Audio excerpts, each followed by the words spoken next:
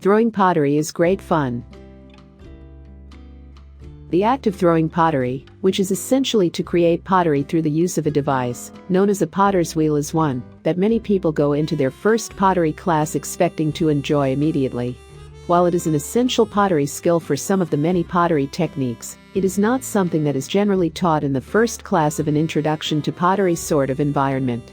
Unless you are taking a class that is particularly focused on learning to throw pottery, it is typically a skill that you will get around to eventually, rather than jumping into feet first. If you are not a dip your toe in the water sort of person, you can always find classes and courses. Many of these are taught by art shops and museums in your local area or the nearest metro area. If you cannot find an acceptable course in your area, you can always search your local library for information, as well as purchase various videos and books that will teach you the essentials from bookstores or online. The one thing to keep in mind when it comes to throwing ceramics or pottery is that it is often best to have some sort of fundamental understanding of working with clay before you begin. It just makes the process go a little more smoothly. If you are going to be throwing pottery or dealing with any sort of pottery on a regular basis, you should familiarize yourself with the proper safety procedures for doing so. This is information that most people will receive when taking classes offered by qualified instructors, and is vitally important as there are some dangerous materials that are often handled when working with ceramics.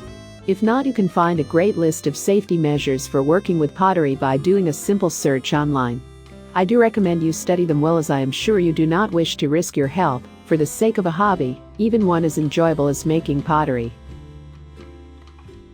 Even after you've managed to take a course or two on throwing pottery, you may be interested in taking a course that deals with a specific design style of throwing pottery.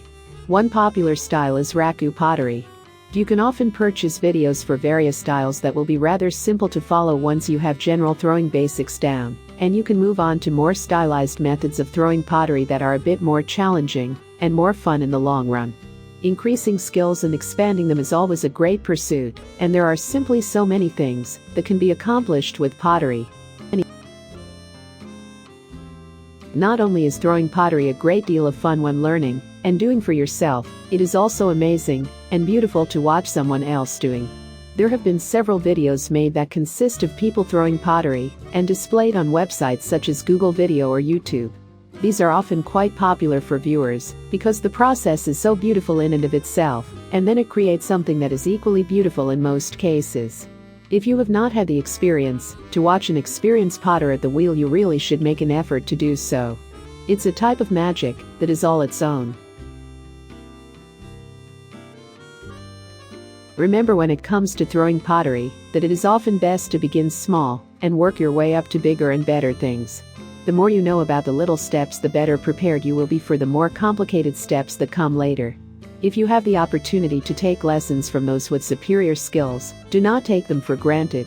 Soak up the knowledge and experience being offered and learn from the mistakes that others have made along the way. They are often far less costly and painful than your own similar mistakes would be.